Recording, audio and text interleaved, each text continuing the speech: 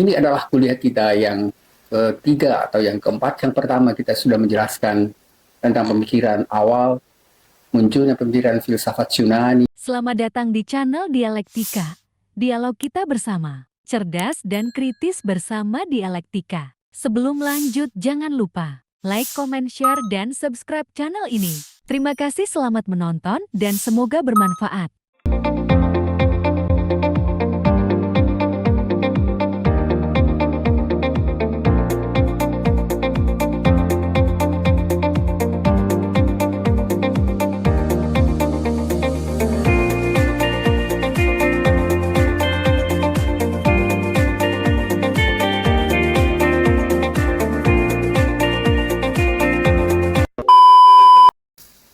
Assalamualaikum warahmatullahi wabarakatuh. Selamat pagi, selamat siang.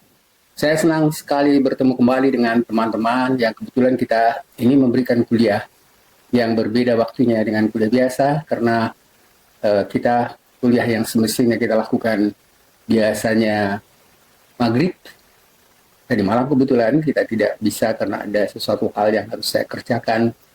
Dan ini adalah kuliah kita yang ketiga atau yang keempat. Yang pertama kita sudah menjelaskan tentang pemikiran awal, munculnya pemikiran filsafat Yunani dan berbagai macam pemikiran tentang mulai tumbuhnya rasionalitas dan kritik terhadap model berpikir sebelumnya yang kita sebut sebenarnya model berpikir yang sifatnya bukan rasional tapi berdasarkan atas mitos-mitos yang berkembang pada masa itu.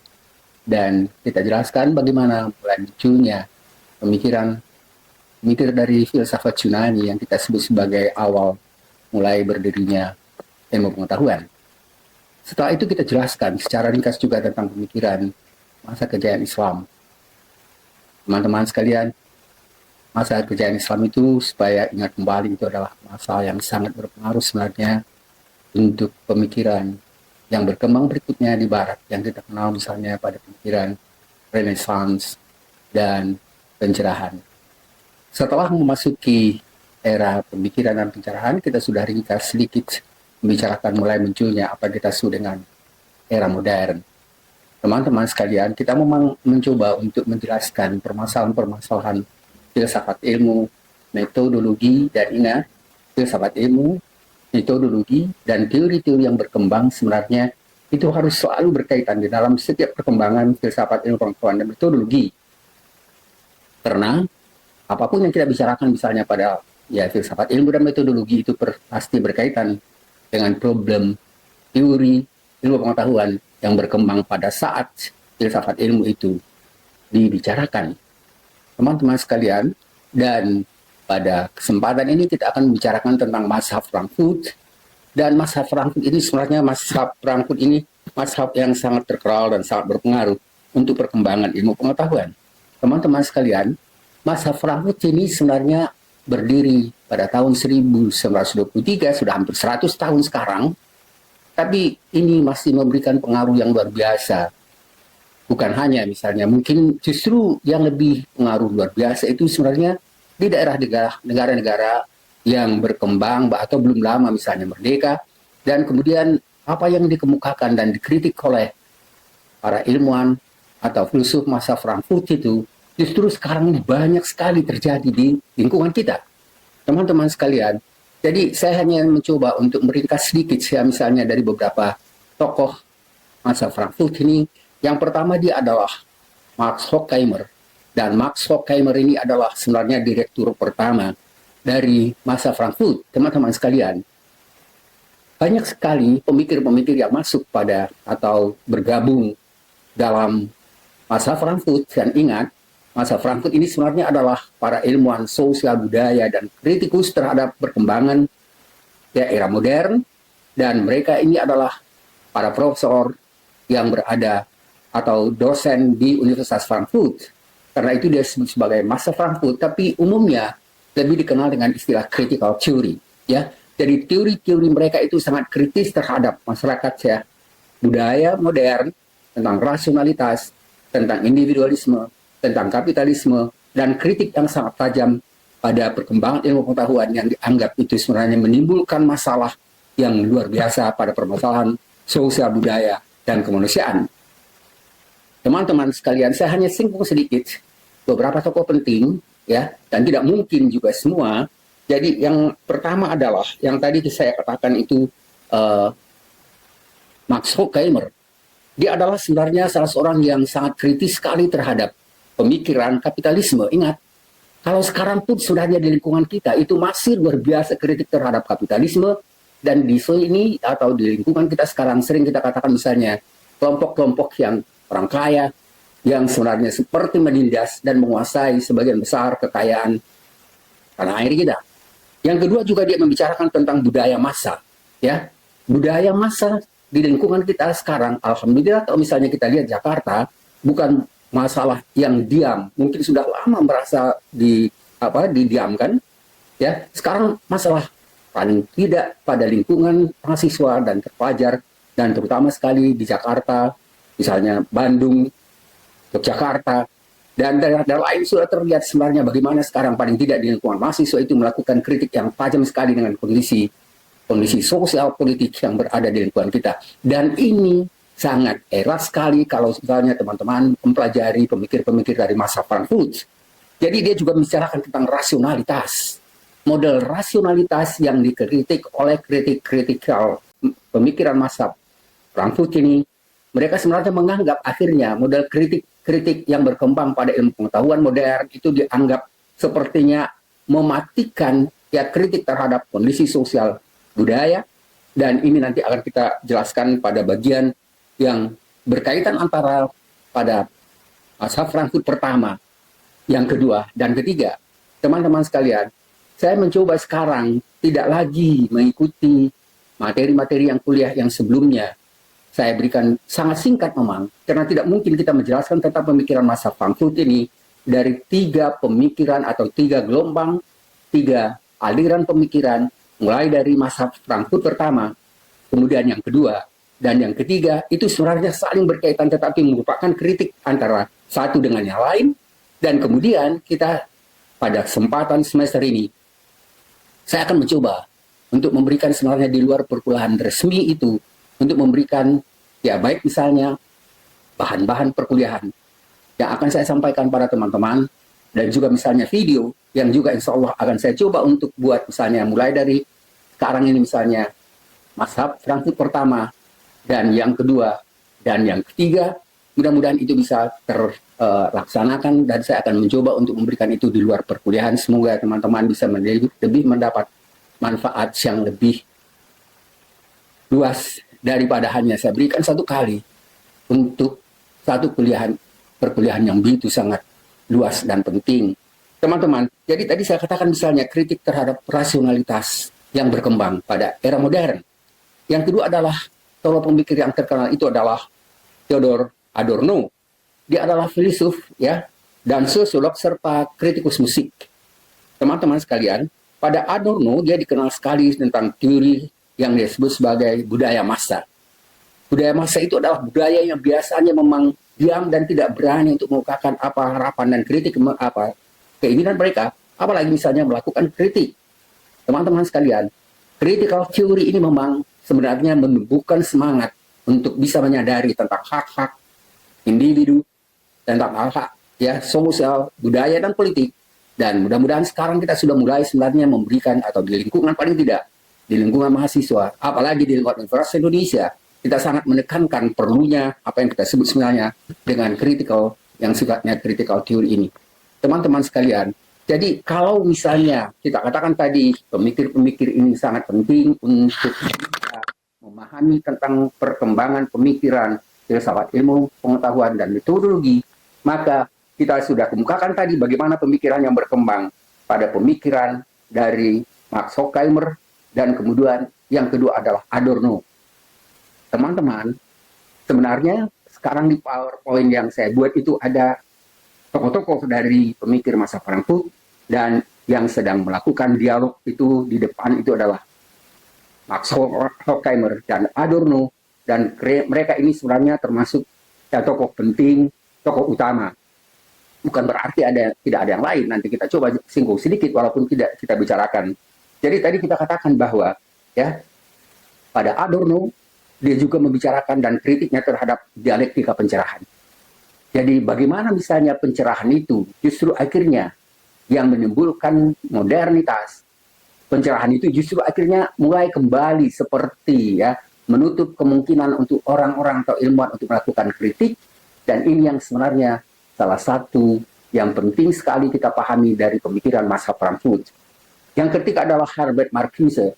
Herbert Marcuse ini sebenarnya adalah seorang filsuf, kritikus politik, dan Marcuse ini dikenal sekali dengan pemikiran dan karya-karyanya. Yang paling penting adalah pemikirannya tentang ya bukunya One Dimensional Man, manusia satu dimensi.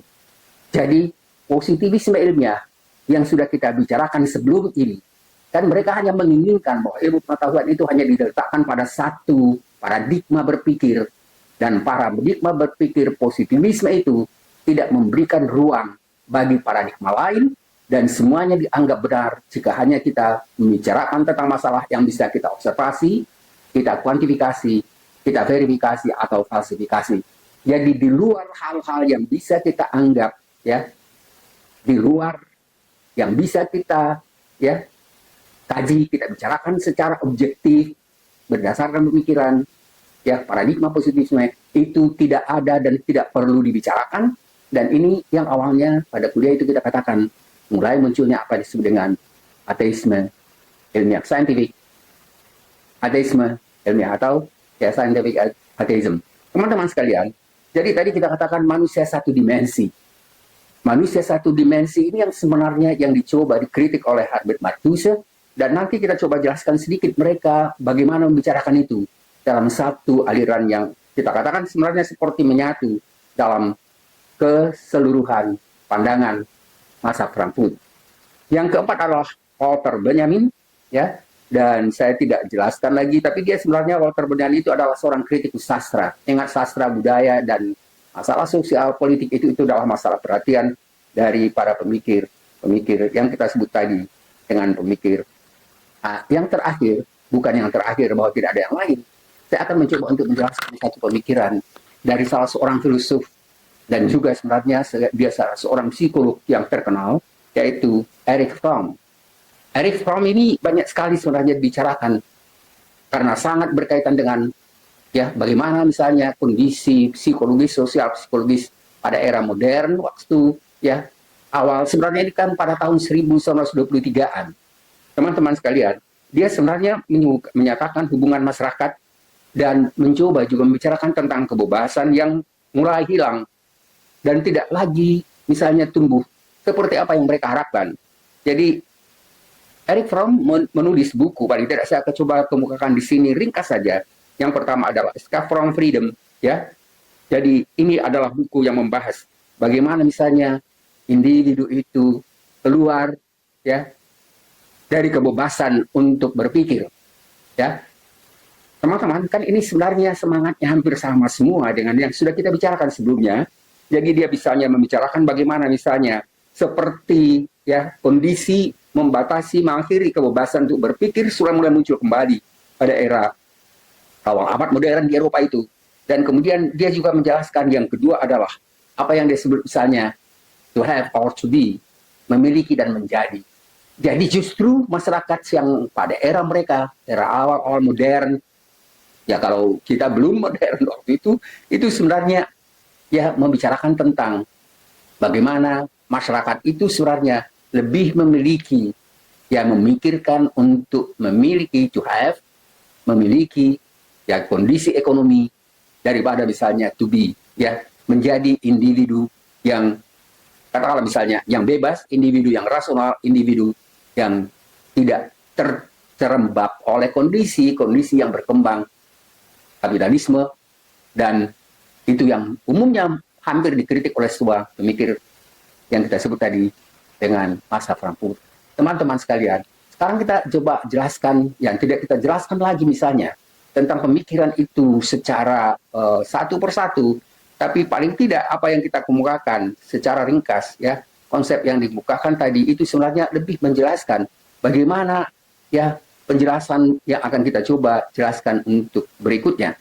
Teman-teman sekalian, Jadi tadi saya katakan bahwa ya mazhab Frankfurt berdirinya itu sebenarnya ya di awal abad ke-20, dan kita katakan tadi bahwa mazhab Frankfurt ini adalah mazhab yang tumbuh atau berkembang di Universitas Frankfurt, Jerman, dan oleh karena itu mereka disebut sebagai mazhab Frankfurt.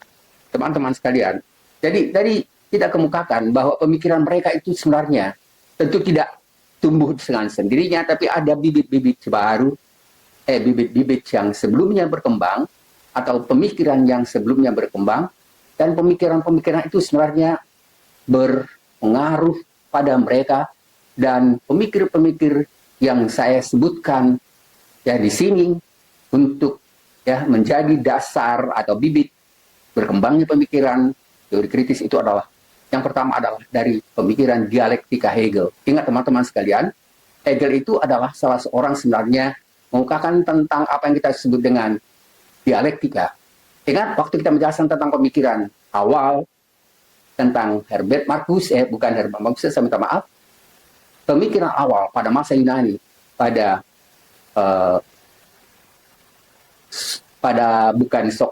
Sokrates, ya. Sokrates itu sebenarnya dia mengungkapkan tentang istilah dialektika juga.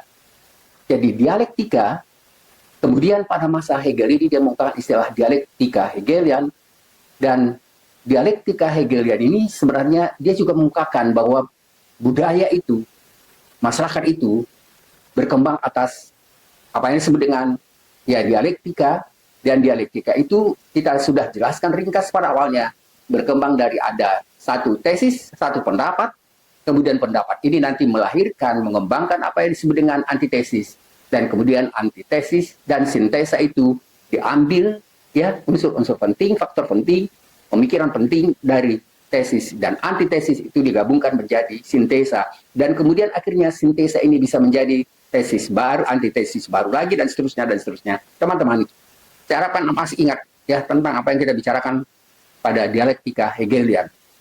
Yang kedua sebenarnya pada pemikiran yang sangat mempengaruhi itu adalah Marx. Ingat, Karl Marx juga itu adalah sebenarnya, kalaupun kita tidak sadari, sampai sekarang itu pemikiran Marx itu masih sangat berpengaruh.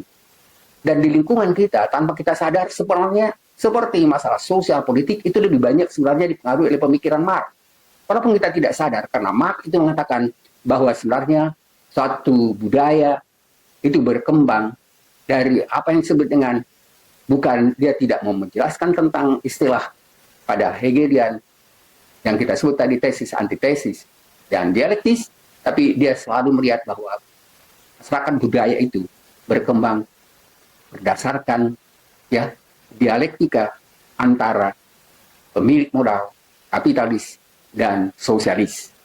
Jadi ini adalah dua antitesa sebenarnya, yang kemudian nanti itu menjadi suatu pertentangan di dalam masyarakat yang mungkin menimbulkan masyarakat baru, dan begitu seterusnya. Selalu ada juga hampir seperti yang dikemukakan oleh Hegel, tetapi dia tidak memberikan penjelasan secara luas seperti yang dikemukakan oleh Hegelian.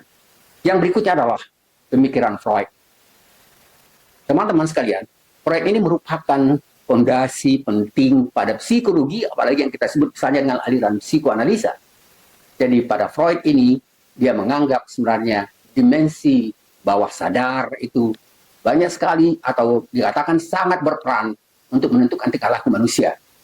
Teman-teman sekalian, ingat tadi kita katakan pada bagian awal itu bahwa sebenarnya pada pemikiran mazhab Frankfurt mereka mencoba untuk menyingkapkan dimensi yang tidak disadari. Bagaimana misalnya kapitalisme itu sudah menguasai mereka, bagaimana misalnya kekuasaan itu tidak memberikan kebebasan mereka untuk berpikir.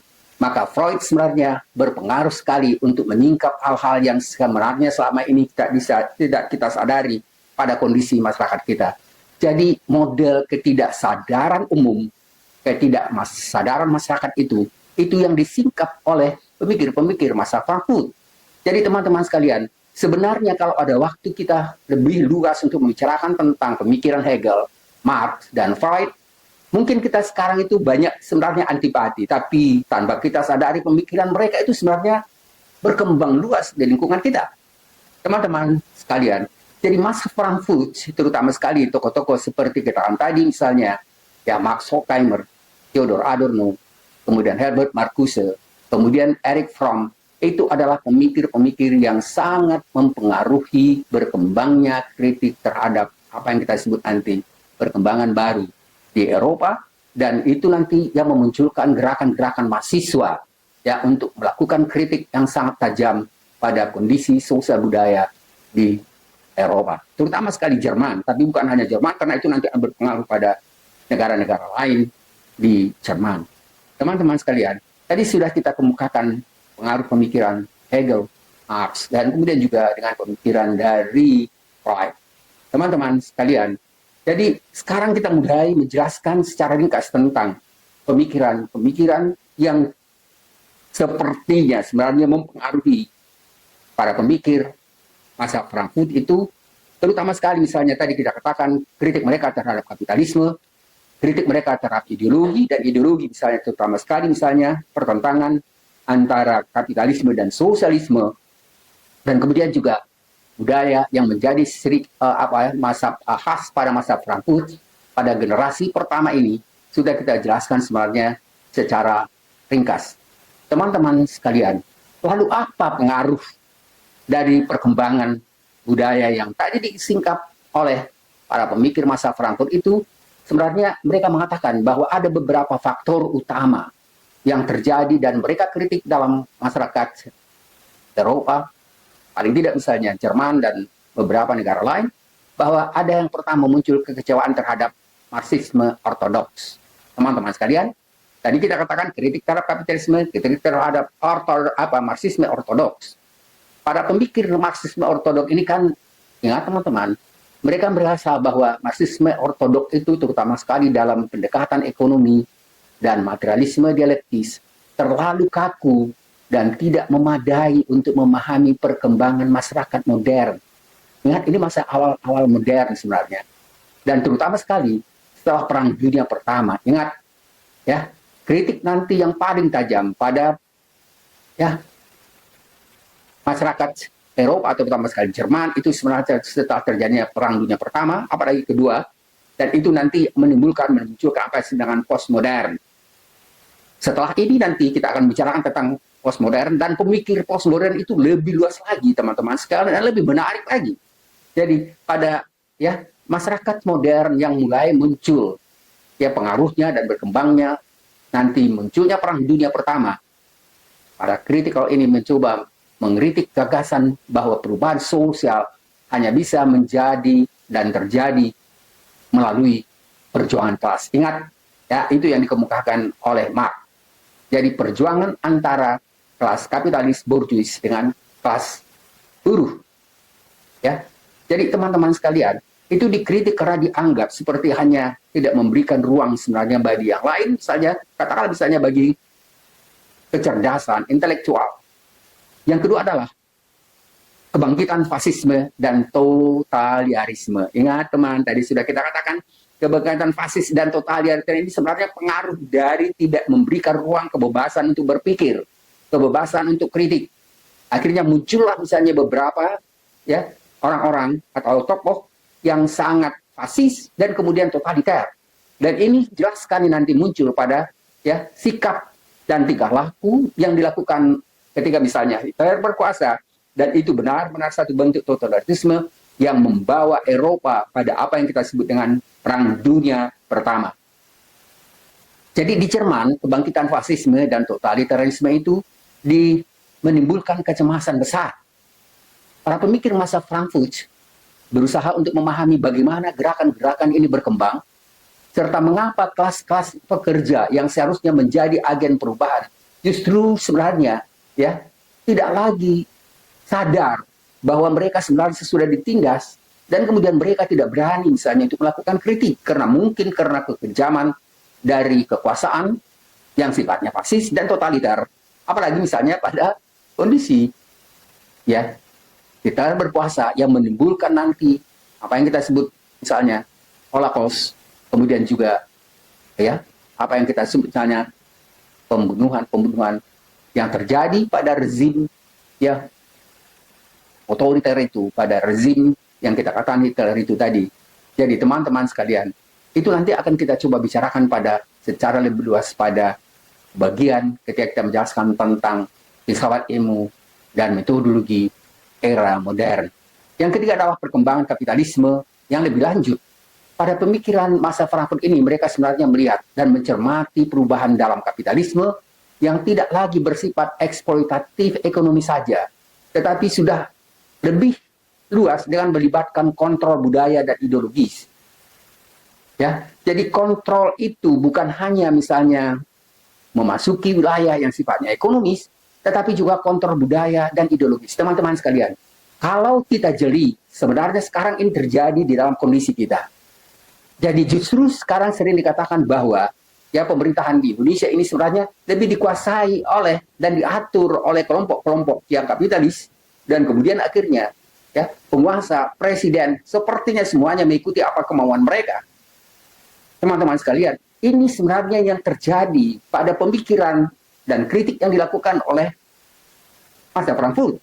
Jadi itu makanya saya katakan, saya merasa perlu sebenarnya, teman-teman, dan ini memang sebenarnya adalah kelas yang sangat penting karena kita membicarakan ini pada lingkungan misalnya kepolisian, militer, ya, misalnya ketahanan nasional, dan kemudian misalnya juga masalah terorisme. Itu sebenarnya bukan hanya karena masalah-masalah apa, tapi mereka juga salah satu disebabkan karena masalah kemiskinan, ketidakadilan, dan ketertindasan secara politik. Teman-teman sekalian, sekarang kita sudah sepertinya berada dalam kondisi sebenarnya pengen lepas dari ketidakadilan itu. Dari kondisi ekonomi yang menimbulkan kesengsaraan bagi kaum buruh dan masyarakat bawah. Sebenarnya bukan hanya masyarakat bawah. Jadi kadang-kadang kalau Anda anggap misalnya, mulai dari misalnya pegawai-pegawai, apalagi misalnya dosen, kemudian guru-guru, mereka sebenarnya adalah masyarakat bawah juga. Dengan gaji yang sangat terbatas itu sebenarnya suatu model penindasan dan sepertinya juga tidak bisa berbuat apa-apa.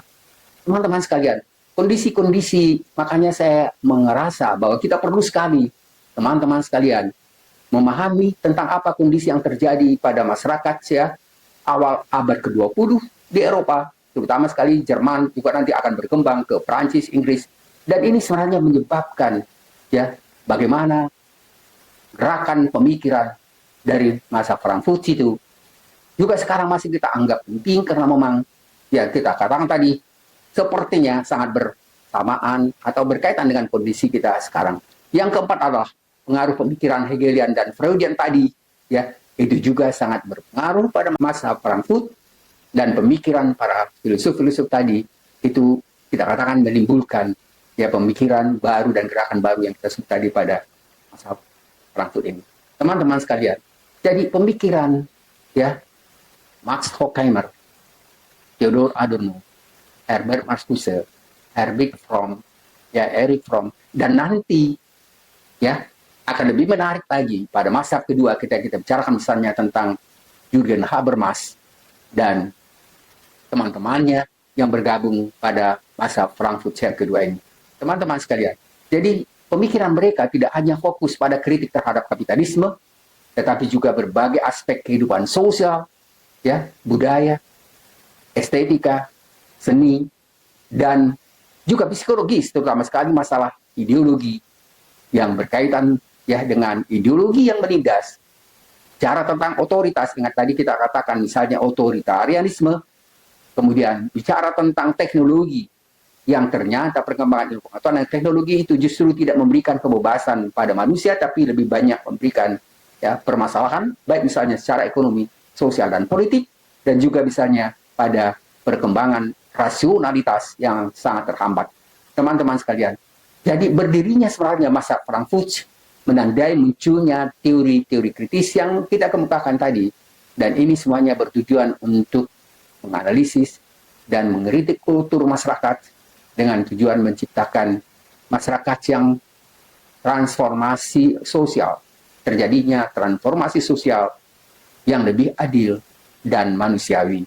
Ingat teman-teman sekalian, nanti akan memunculkan sebenarnya apa yang kita sebut sebenarnya dengan pemahaman tentang demokrasi, keadilan, dan hak asasi, dan ini sangat kuat sekali setelah terjadinya Perang Dunia Kedua dan mulai munculnya ya pemikiran atau gagasan-gagasan tentang demokrasi hak asasi dan penegakan keadilan dan hukum dengan lahirnya PBB dan upaya untuk membahas masalah-masalah itu secara internasional. Teman-teman sekalian, masa Frankfurt yang berakar tadi kita katakan pada awal abad ke-20 ini memainkan peran penting sebenarnya dalam perkembangan ilmu pengetahuan, khususnya melalui kritiknya terhadap ilmu pengetahuan modern dan dampak teknologi pada masyarakat modern itu. Teman-teman sekalian, pengaruh yang terdapat atau terhadap juga ilmu pengetahuan dapat dilihat dalam beberapa poin kunci berikut.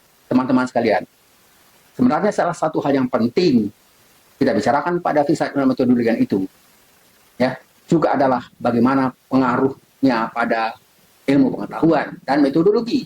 Ingat, ya, jadi tadi kita katakan kritik terhadap positivisme ilmiah itu adalah kritik apa yang disebut dengan kritik filsafat dan metodologi. Yang pertama adalah kritiknya itu misalnya kritik terhadap positivisme. Tadi sudah kita singgung ini. Jadi masa Frankfurt melalui tokoh-tokohnya seperti Horkheimer dan sudah kita katakan di Adorno dan lain mengkritik positivisme yang mengatakan pendekatan ilmu pengetahuan itu hanya mengandalkan metode empiris dan kuantitatif. Ingat, itu sudah kita mulai jelaskan ya pada kuliah sebelumnya, dan kuliah kali ini pada masa Frankfurt itu akan lebih dijelaskan lebih detail, tapi kita tidak akan membicarakannya secara panjang. Dan yang kedua adalah ya ingat ya, tadi kita akan kritik positivisme dan mereka menekankan bahwa positivisme ilmiah itu cenderung mengabaikan aspek sosial dan historis yang sebenarnya itu terjadi secara kompleks dari realitas, dan kemudian masa Frankfurt ini mendorong pendekatan kritis yang mempertimbangkan dampak sosial dari ilmu pengetahuan itu. Ingat tadi kita katakan akhirnya berdampak seperti tidak memberikan kebebasan, terutama sekali misalnya di luar para orang-orang yang berkuasa, dan mereka akhirnya mencoba untuk membatasi masyarakat untuk bisa melakukan kebebasan untuk berpikir. Yang kedua, sebagai dampak dari modernis itu adalah masa Frankfurt atau teori kritis itu mengembangkan teori kritis ini sebagai upaya sebenarnya untuk bisa membantu masyarakat untuk memahami kondisi mereka, dan kemungkinan juga ya akan terjadi pada kondisi lain atau kondisi dunia. Tetapi juga mereka mencoba untuk mengubahnya.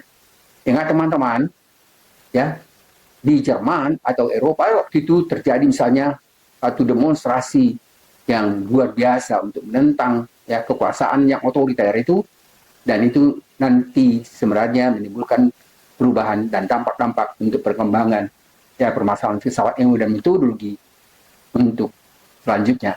Mereka memandang bahwa ilmu pengetahuan harus digunakan untuk menyingkapkan ketidakadilan sosial dan struktur kekuasaan yang tersembunyi dalam masyarakat. Ingat tadi kita katakan dimensi tersembunyi ini dipengaruhi oleh ya Freud, dan di dalam metode penelitian kita sudah menjelaskan itu dan sudah ada videonya tentang apa yang kita sebut misalnya ada beberapa metode sebenarnya, tapi paling tidak metode fenomenologi yang kalau tidak salah itu adalah metode yang terakhir kita bicarakan ya, yang sudah selesai itu, karena dia sebenarnya pada fenomenologi itu mencoba untuk menyingkap ketidaksadaran pada individu atau kelompok, dan mencoba metode fenomenologi itu menggunakan metode bagaimana misalnya dimensi tidak sadar itu bisa disingkap dan disadarkan. Teman-teman sekalian, jadi teori kritis, teman-teman sekalian, ini sebenarnya kondisi yang sangat penting kita pahami sekarang, terutama sekali teman-teman yang memang memiliki sebenarnya, ya katakanlah, kekuasaan atau tugas untuk bisa bagaimana menghadapi masyarakat itu secara adil dan ya menghargai asasi. Teman-teman sekalian, saya kan juga dosen, ya, baik di Universitas Indonesia, terutama sekali misalnya untuk S2 ilmu kepolisian, ya, juga misalnya Hankam dan lain-lain. Teman-teman sekalian, terutama sekali dari teman-teman kepolisian harus menyadari bahwa ada hak-hak asasi masyarakat yang harus dihargai dan hak demokrasi mereka. Ingat, secara sederhana ibu-ibu itu mengatakan, ya, polisi, Pak Polisi, tugasmu mengayomi dan melindungi. Jadi bukan sekarang mudah, misalnya sama juga misalnya dengan ketika berhadapan dengan ya mahasiswa, ya mahasiswa itu bukan hanya mahasiswa, masyarakat itu punya hak yang kita sebut misalnya hak untuk demonstrasi, itu adalah bagian dari hak azazi. Jadi jangan selalu dihadapi misalnya dengan bentuk kekerasan, ya. Kalau apalagi misalnya kalau ternyata memang yang mereka tuntut itu benar, maka upayakanlah misalnya menegakkan keadilan pada mahasiswa itu. Jangan hanya menghadapi mereka dengan kekerasan, tapi coba juga misalnya melakukan ya sikap-sikap yang lebih adil. Jadi teori kritis sebenarnya sangat kritis tentang masalah ini dan teman-teman sekalian. Dan saya lihat juga misalnya sekarang di seluruh universitas, ya dosen-dosen profesor itu sebenarnya sangat menginginkan adanya sikap yang adil dari pihak penguasa, dari pihak polisi, dan siapapun yang sebenarnya ya bertugas untuk melaksanakan keadilan itu. Ya, hak azazi itu, menghargai hak azazi itu. Dan yang ketiga adalah kritik terhadap teknologi dan rasionalitas. Ingat tadi ini sudah banyak kita bicarakan. Jadi pada pemikir masa Frankfurt ya, mereka mengatakan bahwa teknologi dan rasionalitas modern itu menjadi rasionalitas instrumental. Jadi dia hanya sebagai instrumental. Instrumen itu apa? Untuk menguasai.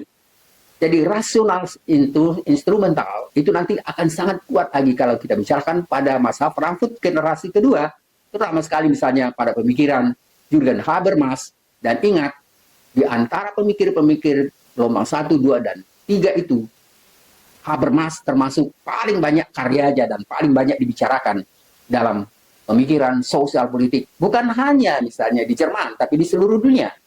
Dan kita di filsafat ini juga membicarakan tentang itu. Ya, dan teman-teman sekalian, ini sangat penting sekali bagi kita karena kita sebenarnya dianggap yang memiliki tugas untuk bisa memberikan penghargaan pada azazi, demokrasi, kesetaraan, dan keadilan di tengah-tengah masyarakat. Jadi mazhab Frankfurt adalah kritik terhadap rasionalitas instrumental karena akhirnya ilmu pengetahuan itu hanya dianggap memiliki sebagai instrumen, ya, instrumen untuk ya hanya mengandalkan kekuasaan yang menurut mereka seperti hanya dikuasai oleh ya pandangan positivismenya itu dan kemudian akhirnya mengabaikan dimensi lain. Ya jadi ingat teman-teman, jadi teknologi, informasi atau juga misalnya katakanlah misalnya pembangunan itu bukan dibenarkan kalau hanya menggunakan apa yang disebut dengan rasional instrumental. Jadi mereka melihat, para pemikir ini melihat bahwa rasionalitas instrumental itu sebagai penggunaan ilmu pengetahuan dan teknologi hanya untuk tujuan kontrol terhadap masyarakat, kemudian efisiensi, tanpa mempertimbangkan nilai-nilai etika dan kemanusiaan. Teman-teman, itu sekarang sangat kuat di era kita sekarang. Ingat, sekarang itu terjadi.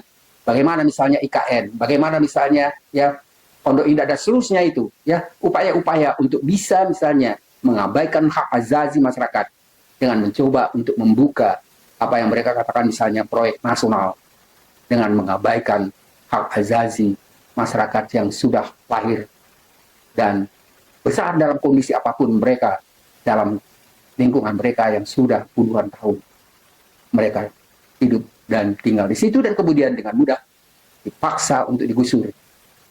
Ini adalah satu bentuk apa yang disebut dengan rasionalitas instrumental dalam pemikiran masyarakat atau golongan ilmuwan masa Frankfurt. Jadi ilmu pengetahuan modern itu menurut para pemikir ini telah menjadi alat dominasi yang mengabaikan nilai-nilai humanistik, mengabaikan hak azazi, mengabaikan demokrasi, yang akhirnya hanya memperkuat kapitalisme, kaum pemilik modal, dan eksploitasi terhadap masyarakat lemah. Teman-teman sekalian, ini adalah kritik yang sangat sebenarnya penting. Yang ingat ini adalah bentuk kritik filsafat ilmu dan metodologi. Jadi jangan sampai misalnya Anda menjadi seorang pemimpin, doktor, dan kemudian akhirnya menjadi atau mendapatkan posisi tinggi, tapi akhirnya mengabaikan bagaimana kritik kaum atau ilmuwan masa Frankfurt ini. Dan jangan sampai terjebak menjadi seorang yang memperkuat rasionalitas dan melaksanakan rasionalitas instrumental itu. Masyarakat kita sekarang ini paling banyak merasakan ketidakadilan. Ya, oleh karena itu sebenarnya saya mencoba untuk tidak hanya memberikan kuliah seperti biasanya, memberikan kuliah 1,5 jam atau 2 jam untuk apa yang kita katakan ya masalah Frankfurt, yang sebenarnya itu adalah masyarakat yang atau pemikiran yang sangat luas yang bisa membantu kesadaran teman-teman dan juga bisa membantu kesadaran dan menerapkan itu pada lingkungan kehidupan kita. Negara ini adalah negara ya, yang jelas sekali. Ya, mudah-mudahan sekarang kalau memang akhirnya nanti ya presiden yang sekarang ini yang menyatakan bahwa dia akan mencoba untuk menciptakan apa yang disebut dengan masyarakat yang istilahnya mungkin yang adil dan makmur, itu mungkin juga terlalu tinggi, tapi apa dikatakan masyarakat kesejahteraan.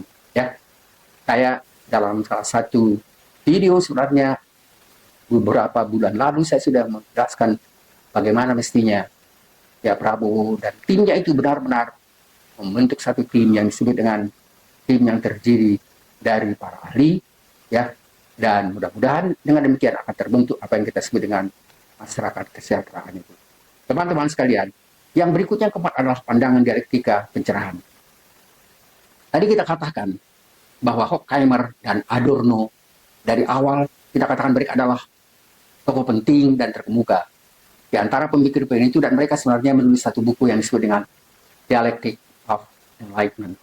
Jadi Horkheimer dan Adorno menyatakan bahwa proyek pencerahan yang berawal atau tujuan pertamanya untuk membebaskan manusia melalui ilmu pengetahuan dan rasionalitas, tapi justru berubah menjadi penindasan baru melalui dominasi teknologi dan birokrasi. Teman-teman sekalian, ini Anda bisa bayangkan ini, apakah memang ini terjadi juga di lingkungan kita?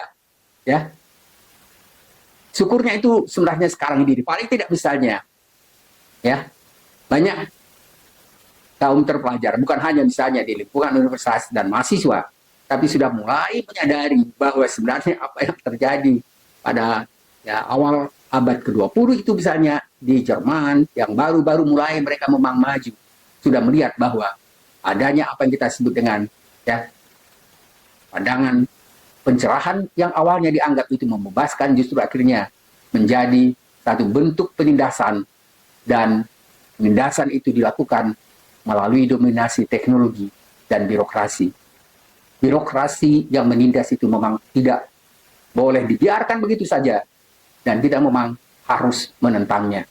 Teman-teman sekalian, sekarang sebenarnya saya kadang-kadang khawatir juga, jangan-jangan misalnya sekarang upaya untuk tidak adanya apa yang disebut ya partai atau kelompok yang diberikan ruang mereka untuk misalnya bukan ya atau berada di luar pemerintahan, mau tidak mau belum tentu itu akan memberikan dampak positif, karena sekarang pun sudah terlihat bahwa Kim aja itu saja pun sebenarnya tidak pernah berjalan dengan mulus.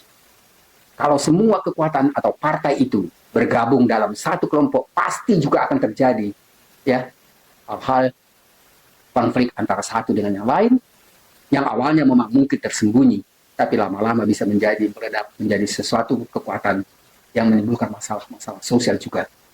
Yang paling penting menurut saya adalah laksanakan semua itu dengan demokrasi yang adil, dan itu akan lebih baik daripada misalnya menyatukan sesuatu kekuatan di bawah satu presiden. Itu bagaimanapun tidak baik. Paling tidak dari apa yang kita sebut dengan demokrasi dan hak azazi, kalau itu berhasil mungkin masih bisa sedikit meredam, tapi coba kalau akhirnya tidak berhasil untuk meningkatkan kesejahteraan masyarakat, maka itu akan pasti menjadi masalah besar. Teman-teman kalian, yang kelima adalah pengaruh pada ilmu sosial dan humaniora. Jadi pemikir masyarakat ini mempengaruhi perkembangan ilmu sosial dan humaniora, terutama sekali dalam kajian-kajian budaya, kajian komunikasi, kajian teori sosial, dan mereka mengembangkan pendekatan yang lebih kritis dan reflektif terhadap ya ilmu pengetahuan, dan mencoba menggabungkan pemahaman tentang struktur sosial dengan kekuasaan, dengan ideologi, dan penelitian-penelitian ilmiah. Jadi penelitian-penelitian ilmiah itu juga sangat penting, teman-teman sekalian. Saya sekarang Ya, tadi pagi sebelum kita kuliah ini saya lagi membaca menyelesaikan satu disertasi untuk doktor ya, bukan dari UI tapi ini dari PTIK. Dan itu membicarakan sebenarnya satu disertasi yang menurut saya sangat bagus karena dia sekarang membicarakan tentang bagaimana misalnya polisi itu dalam pandangan masyarakat. Jadi itu adalah tesis ya yang sangat menarik dan kemudian dia sebenarnya mencoba untuk melakukan riset itu di ya pusat kota Jakarta ini tentang apa yang kita sebut sekarang dengan masalah sosial, politik dan budaya itu. Dan saya belum sempat baca keseluruhannya karena saya ingat bahwa kita akan memberikan kuliah. Karena tadi malam saya sempat tidak memberikan kuliah karena memang kemarin pun saya banyak sekali tugas-tugas yang harus saya selesaikan, terutama sekali yang berkaitan dengan kegiatan di UI. Dan teman-teman sekalian, kita juga lagi mempersiapkan kalau jadi membuka satu program baru. Program itu namanya Virtual Leadership, kepemimpinan virtual. Jadi bagaimana sekarang kita nanti akan mencoba setelah pemikiran apa yang kita sebut dengan pemikiran postmodern QE, kita akan memasuki apa yang disebut dengan era informasi atau virtual. Era informasi dan era virtual itu menimbulkan masalah-masalah yang lebih rumit karena pembicaranya bukan lagi misalnya seperti hanya memerlukan pandangan filsafat ilmu, metodologi, logika modern, tetapi kita memerlukan satu pandangan baru yang kita sebut sebenarnya bagaimana perkembangan akibat pengaruh dari perkembangan teknologi informasi dan artificial intelligence. Itu memerlukan kemampuan intelektual yang lebih tinggi dan kesadaran tentang hak azazi yang lebih tinggi juga, bukan hanya untuk dipahami, tetapi untuk diterapkan dalam kehidupan. Teman-teman sekalian, jadi secara keseluruhan masa Frankfurt menekankan pentingnya mempertanyakan asumsi dalam ilmu pengetahuan dan bagaimana ilmu pengetahuan itu mendorong untuk tumbuhnya integrasi nilai-nilai yang etis, yang moral, dan sekarang justru itu yang hilang.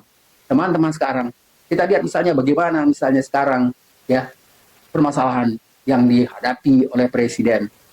Bagi saya itu sebenarnya sesuatu hal yang sangat menyiksa karena setiap hari rakyat ya mencoba untuk melakukan kritik yang sangat tajam. Bukan hanya lagi pada misalnya presiden, tapi pada anak-anaknya, pada keluarganya. Teman-teman sekalian, ini adalah bagi saya ini adalah suatu hal yang tragis karena pasti akan menjadi sejarah panjang dalam kehidupan Indonesia. Ini adalah satu kesalahan luar biasa, teman-teman sekalian. Jadi pengetahuan yang diharapkan oleh masyarakat Frankfurt itu bagaimana misalnya menyadarkan dan menghilangkan apa yang kita sebut tadi, dominasi, dan kemudian juga misalnya otoritarianisme. Bagaimana misalnya mencoba untuk menenangkan ya pertentangan dari masyarakat kelas atas, pemilik modal, dan masyarakat kelas bawah, terutama sekali misalnya dengan kaum buruh dan pegawai-pegawai kecil dan masyarakat yang tidak memiliki pekerjaan. Ya, teman-teman sekalian, padahal itu adalah tugas penting di dalam Undang-Undang Dasar 45. Teman-teman sekalian, di sini sebenarnya ada 3 pemikir penting generasi pertama ini. Yang pertama, Anda lihat ini sebenarnya lebih pada apa yang kita sebut dengan ya bagaimana mereka menjelaskan tentang permasalahan ilmu pengetahuan. Tadi sudah kita jelaskan itu sebenarnya dari Max Horkheimer. Jadi mereka menjelaskan sebenarnya adanya 3 kelompok ilmu pengetahuan, 3 kepentingan dan tujuan yang mendasarinya. Ya, kita katakan kan mereka itu sepertinya tidak ya objektif gitu, bebas nilai, tidak ada kepentingan.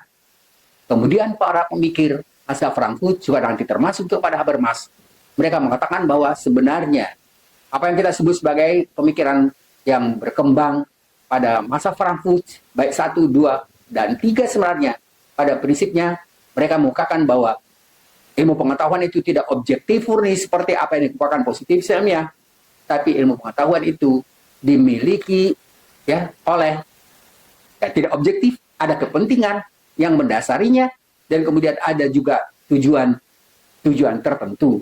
Tadi kita sudah katakan misalnya, seperti apa yang kita sebut pada pemikiran yang pertama itu adalah positivisme itu menganggap ilmu pengetahuan itu bebas nilai, Dan oleh masa Frankfurt mereka mengatakan ilmu pengetahuan itu tidak pernah bebas nilai, karena ingat, positivisme ilmiah itu sendiri sebenarnya ya memiliki nilai-nilai tertentu. Jadi ketika dikatakan bahwa ilmu pengetahuan itu objektif, sebenarnya ada nilai-nilai yang menentukan. Ingat tadi bahwa nilai apa yang menentukan positivisme? Dia hanya mengakui adanya apa yang kita sebut fakta yang bisa dapat kita amati. Di luar itu tidak ada, tidak boleh dibicarakan. Ya. Kemudian dikatakan ilmu pengetahuan itu hanya membicarakan tentang permasalahan ya atau metode yang objektif, dan kemudian juga ya metode yang bisa kita buktikan melalui verifikasi atau falsifikasi. Positivisme mengatakan bahwa critical theory mengatakan tidak bebas nilai, ada nilai-nilai yang menentukan ya bagaimana ilmu pengetahuan itu yang diterima. Kemudian tidak bebas kepentingan, ingat tadi karena ada kepentingan untuk bisa menguasai.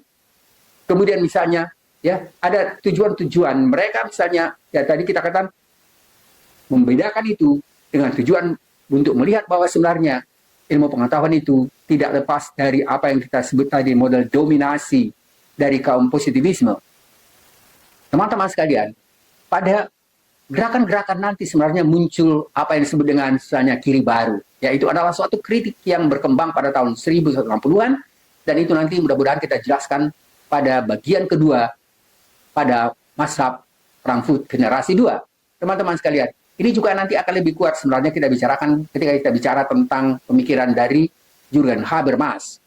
Yang kemudian juga dikatakan bahwa wawasan yang sangat luas ya dari filsafat, psikologi, dan musik ini juga nanti memberikan kritik terhadap apa yang kita sebut sebenarnya dengan pandangan terhadap ya sosial budaya dan pengetahuan, yang kemudian juga adalah pemikiran dari Herbert Marcuse yang mengatakan munculnya apa yang disebut dengan manusia satu dimensi, one dimensional man. Teman-teman sekalian, pada bagian masa pertama ini kita mencoba untuk menjelaskan sedikit ringkas saja tentang 3 pemikir penting dari generasi masa Frankfurt yang berkaitan dengan permasalahan ilmu pengetahuan, metodologi, dan ingat metodenya hanya ada satu yang diakui, pendekatan positivisme ilmiah. Teman-teman sekalian, kalau Anda mau melakukan satu penelitian bukan berarti tidak boleh, tapi paling tidak mencoba menyadari dan coba keluar dan memahami bahwa pandangan positifnya itu juga sebenarnya tidak murni objektif. Teman-teman sekalian, saya tidak sempat untuk menjelaskan itu secara rinci pada perkuliahan ini, tapi mudah-mudahan sebenarnya apa yang saya sudah kemukakan atau paling tidak bahan kuliah yang saya akan kirim teman-teman, lepas dari misalnya bisa saya buat kuliah-kuliah ya di luar kuliah umum yang resmi, tapi saya berniat untuk membuat kuliah-kuliah online secara terbuka, bukan hanya untuk teman-teman mahasiswa di Universitas Indonesia, ya, di pasca sarjana, tapi juga bisa digunakan oleh ya mahasiswa dan masyarakat lain. Mudah-mudahan itu bermanfaat dan itu sebenarnya rencana saya. Jadi teman-teman sekalian, tadi saya katakan tentang 3 pemikir penting generasi pertama terhadap ilmu pengetahuan dan kebudayaan, tapi apa yang saya kemukakan di sini ini hanya bagian awal, dan mudah-mudahan nanti akan lebih diperjelas tentang ini pada masa Frankfurt yang kedua. Jadi proyek teori kritis ya masa Frankfurt melakukan ya reinterpretasi radikal, yang memang radikal karena mereka mengkritik dan mencoba menyingkapkan apa-apa yang dianggap sebenarnya pelanggaran terhadap ketidakadilan, kesetaraan, dan pelanggaran terhadap demokrasi dan asasi. Jadi atas ya bagaimana hubungan antara filsafat dengan praksis, lalu mengkritisi masalah-masalah ilmu alam dan ilmu sosial, yang akhirnya menganggap bahwa ilmu alam, ilmu sosial budaya itu hanya menggunakan satu pandangan atau paradigma ilmiah, dan akhirnya mereka mengatakan bahwa hubungan manusia dengan alam juga ya menyatu dalam riset-riset lembaga yang mereka lakukan. Kemudian ini ya kaum masa Frankfurt atau ilmuwan masa Frankfurt melakukan kritik terhadap pandangan yang kita sebut tadi otoritarisme, totalitarisme itu, dan kemudian pada masa Frankfurt itu membantu untuk melakukan transformasi ya pada masyarakat secara radikal, maksudnya menolak ya radikalisme yang mereka kemukakan itu, menolak pandangan itu dan mencoba untuk menyadarkan masyarakat bahwa apa yang dikemukakan oleh positivisme itu sebenarnya adalah satu hal yang tidak benar. Jadi Master Frankfurt melakukan reinterpretasi radikal tadi, tujuannya adalah bagaimana misalnya filsafat itu berkaitan dengan praksis kehidupan dan mempertinggi ya hak-azazi dan kemanusiaan. Jadi mengkritisi masalah ilmu alam dan ilmu sosial dan hubungannya dengan manusia. Teman-teman sekalian, jadi metode ilmu alam ini melepaskan teori sosial dari jagat sosial. Jadi sekarang mereka mengatakan bahwa tidak selalu sama. Untuk bisa melakukan misalnya metode dan teori yang sama untuk semua hal, apalagi misalnya untuk ilmu alam dan ilmu sosial budaya. Ilmu alam pun ya sekarang ini justru yang menarik adalah tidak ada lagi ya tembok yang menghalangi ilmu pengetahuan menyatu secara holistik dengan ilmu sosial budaya. Dan ini nanti akan kita jelaskan pada apa yang kita sebut dengan pemikir-pemikir yang berkembang pada teknologi informasi, strategi informasi, ya. Dan ini juga mulai menjadi kritik awal dari critical theory, nanti diperkuat lagi oleh postmodern theory, dan kemudian nanti berkembang luar biasa pada era teknologi informasi. Teman-teman sekalian, pada program S2 dan S3 di kajian strategik global ini sebenarnya, kuliah kita nanti akan lebih banyak bicara pada perkembangan setelah teori postmodern. Kita bicara tentang apa yang kita sebut misalnya dengan ya bagaimana teknologi informasi dan artificial intelligence itu melakukan pengaruh yang sangat luar biasa terhadap cara berpikir kita, paradigma berpikir kita, bagaimana kita bisa menghadapi sesuatu, bagaimana misalnya lingkungan sosial budaya sekarang ini yang terjadi, dan apakah itu sesuai dengan nilai-nilai yang dianggap misalnya penghargaan terhadap kesetaraan dan keadilan itu terjadi atau tidak. Itu nanti menjadi masalah-masalah yang menarik dan masalah baru yang akan kita jelaskan pada bagian-bagian hampir separuh dari kuliah kita di S2 S3 ini. Ini lebih banyak membicarakan tentang masalah-masalah sosial budaya yang berkembang setelah teori atau apa yang kita sebut dengan ya era teknologi informasi, dan bagaimana ilmu filsafat dan ilmu pengetahuan berubah hampir secara total. Mengapa berubah secara total? Karena sekarang kehidupan kita tidak lagi misalnya hanya seperti kehidupan modern yang semuanya itu bisa kita lakukan secara langsung, amati secara langsung. Sekarang enggak. Ini kuliah kita ini juga adalah kuliah yang sifatnya virtual. Jadi setelah munculnya sebenarnya apa yang kita sebut dengan ya COVID-19, dunia itu dipaksa untuk bisa melakukan perubahan cara berpikir, cara melakukan komunikasi, cara melakukan pengobatan, cara memberikan perkuliahan. Mulai dari sekarang, dari ya mungkin hampir mulai dari, kalau awalnya itu mungkin dari TK pun sudah harus ada model teknologi yang kita sebut misalnya perkuliahan pengajaran yang sifatnya virtual. Jadi teman-teman sekalian, kita akan memasuki satu masalah baru.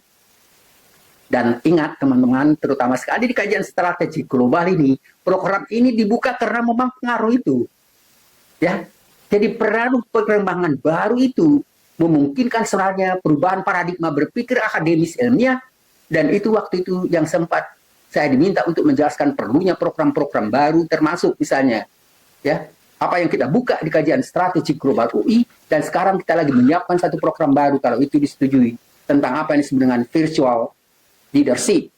Jadi kepemimpinan virtual yang sekarang sebenarnya jangankan hanya kepemimpinan virtual, misalnya ekonomi yang bergerak secara global, politik yang bergerak secara global, masalah-masalah yang lain secara berglobal.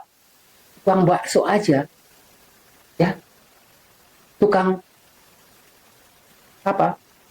Gado-gado setiap hari sekarang itu lebih banyak bergerak secara waktu sederhana dengan menggunakan teknologi informasi. Teman-teman sekalian, ini di sekitar saya ini umumnya, ya mereka itu setiap hari itu mungkin bisa lebih 10 kali ya dari satu rumah itu, karena semuanya sekarang. Coba Anda bayangkan kalau misalnya orang tuanya ya sudah jam 5 sudah siap-siap untuk berangkat kerja. Nanti pulangnya bisa jam 7, jam 8, atau jam 9. Lalu yang ada di rumah itu misalnya anak dan yang membantu. Pasti semuanya itu, keperluan apapun semuanya dari luar, dan itu disampaikan melalui ojek online. Jadi sekarang itu yang kita kemukakan bahwa tidak mungkin kita menyepelekan permasalahan perkembangan ilmu pengetahuan dan teknologi dan bagaimana pengaruhnya itu pada dunia ilmu pengetahuan. Mestinya justru dunia akademis, apalagi program S2, S3 itu menjadi garda depan untuk bisa memahami dan menjelaskan persoalan-persoalan yang berkembang sekarang ini. Teman-teman sekalian, kuliah kita sebenarnya pada saat ini dalam upaya untuk bagaimana kita masuk selangkah demi selangkah untuk bisa menjelaskan tentang apa yang kita sebut nanti dengan filsafat ilmu, metodologi, era informasi. Teman-teman sekalian, jadi sekarang kita sudah melihat, dan Anda mudah-mudahan bisa memperluas pemahaman dan pemikiran Anda dengan membaca buku-buku, terutama sekali yang berkaitan dengan apa yang kita sebut tadi dengan masalah yang dikemukakan oleh Asaf Frankfurt. Dan ini adalah, budaya kita ini adalah satu penerapan dan pemahaman tentang sistem kapitalisme, ada ilmu sosial dan positivisme ilmiah. Dan ini adalah merupakan pemikiran kritis yang menantang pemikiran ilmiah Bourdieuis. Ingat, Bourdieuis itu adalah kelompok-kelompok yang katakanlah misalnya intelektual, kelompok ini, kelompok atas, dan mereka berusaha untuk melakukan pencerahan, penyadaran, supaya akhirnya terjadi emansipatoris. Emansipatoris itu artinya mengemansipasi perkembangan baru yang melakukan bisa perubahan dari masyarakat yang totaliter, masyarakat ilmiah Bourdieuis, menjadi masyarakat yang adil, setara, menghargai hak asasi dan demokrasi. Teman-teman sekalian, ilmu pengetahuan tidak lepas dari upaya untuk itu, dan itu sekarang yang kita coba sebenarnya kemukakan pada kuliah-kuliah kita. Dan hari ini kita membicarakan tentang Asaf pertama, Asaf Frankfurt, dan ini adalah gerakan pemikiran yang perlu sekali kita pahami untuk bisa bukan hanya memberikan kesadaran pada kita sendiri, tapi juga pada masyarakat kita dan teman-teman sekalian. Ini adalah kuliah yang sangat penting sekali bagi teman-teman, karena teman-teman yang S2, S3 ya di program pasca sarjana Universitas Indonesia itu sangat berarti untuk bisa menjadikan dan menyelamatkan negara ini dari ketidakadilan dan berupaya untuk bisa menciptakan kemakmuran, kesetaraan, keadilan, dan penghargaan yang tinggi pada demokrasi. Teman-teman sekalian, kuliah kita pada hari ini mungkin sudah cukup memadai dulu, dan di luar perkuliahan ini saya akan mencoba juga memberikan kuliah yang sifatnya tidak formal, tetapi melalui perkuliahan mudah-mudahan saya akan coba ya untuk memberikan penjelasan yang memadai tentang mazhab Frankfurt yang kedua dan mazhab Frankfurt ketiga, karena ada hal-hal yang lebih menarik lagi yang tidak dikemukakan pada kuliah kita hari ini. Teman-teman sekalian, saya terima kasih sekali. Mudah-mudahan Anda bisa ikuti ini dan coba teman-teman perluas lagi dan coba cari ya berbagai macam ya kondisi sosial budaya dan kritik terhadap itu, dan kemudian metode apa yang Anda gunakan. Kalau misalnya sudah mencoba untuk melakukan apa yang kita sebut dengan kritik-kritik itu, mungkin saja Anda nanti akan memilih misalnya metode-metode bukan lagi yang hanya berkutat pada paradigma positivisme ilmiah, tapi ada alternatif lain yang sudah kita jelaskan. Sebenarnya itu juga di perkuliahan lain, terutama sekali apa yang kita sebut dengan metode penelitian kualitatif. Mungkin ada sekitar 7 penelitian yang sudah saya buat secara ringkas, dan itu memang lebih mendasar karena lebih ditujukan sebenarnya pada kuliah-kuliah mahasiswa secara terbuka untuk mahasiswa program S1.